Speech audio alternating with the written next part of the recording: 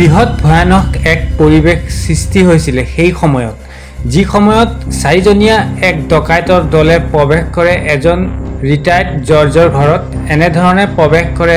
নিশা তেওঁ শুই থকাৰ অৱস্থাত বৃহৎ ভয়ানক বুলি সেই সময়ত পৰিস্থিতি গম্ভীৰ আছিল তেওঁলোকৰ হাতত বিশেষ অস্ত্ৰ আছিল আসলতে শুই থকাৰ বাবে তেওঁ প্ৰাণ বাচে বুলি ক'ব পাৰো যিকোনো মুহূৰ্তত অঘটন ঘটিব পাৰিলেহেঁতেন এনে এটা ঘটনা সংঘটিত হৈছে আৰু সিসিটিভিত সমগ্ৰ দৃশ্য বন্দী হৈ পৰিছে কেনেধৰণে তেখেতলোকে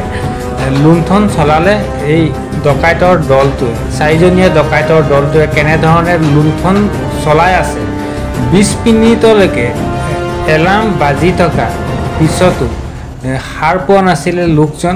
কিয়নো সাৰ নোপোৱাৰ বাবে লোকজনৰ জীৱন বাচে বুলি জনাব পাৰো ভিডিঅ'ৰ জৰিয়তে বৃহৎ ভয়ানক এক পৰিৱেশ সমগ্ৰ দৃশ্য সিসিটিভিত বন্দী হৈছে এনে এটা দৃশ্য আপোনালোকৰ মাজলৈ লৈ আহিছো ভৱিষ্যতে যাতে এনে ঘটনা কাৰো লগতে সংঘটিত নহয় লোকজনৰ প্ৰাণ আসলতে কোনোমতে বাচে বুলি জনাব পাৰো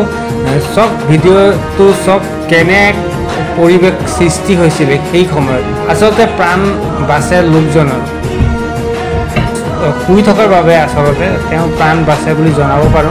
ঘটনা সংঘটিত হৈছে বৃহৎ ভয়ানক সমগ্ৰ দৃশ্য বন্দী হৈ পৰিছে সিসিটিভি কেমেৰাত লোককেইজন আসলতে বিশেষ অস্ত্ৰ লৈ আহিছে তেওঁলোকে আৰু আলমাৰীৰ পৰা টকা গহনা অলংকাৰ যি আছিল সমগ্ৰ লুণ্ঠন চলাই আছে আসলতে 20 মিনিটলৈকে এলাৰ্ম বাজি থকাৰ পিছতো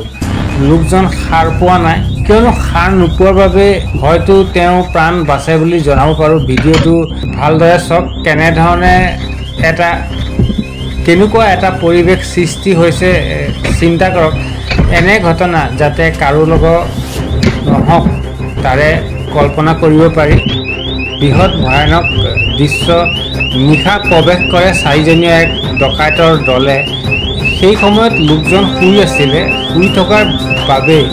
লোকজনৰ প্ৰাণ বাচে বুলি জনাব পাৰো বৃহৎ এফালে চাবলৈ গ'লে ভাল হৈছে আৰু এফালে চাবলৈ গ'লে বৃহৎ ভয়ানক এক পৰিৱেশ সৃষ্টি হৈছিল সেই সময়ত কিয়নো যিকোনো মুহূৰ্তত লোকজন সাৰ পোৱাহেঁতেন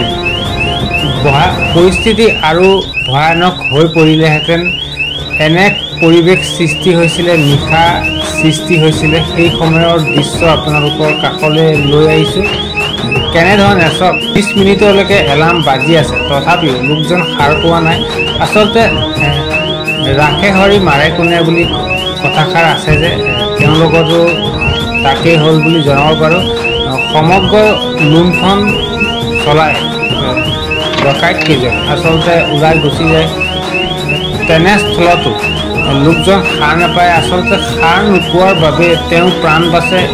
অলংকাৰ টকা পইচা লুণ্ঠন হৈ যায় ডকাইতৰ দলটোৱে ডকাইতি কৰি লৈ যায় তথাপিও একপক্ষে চাবলৈ গ'লে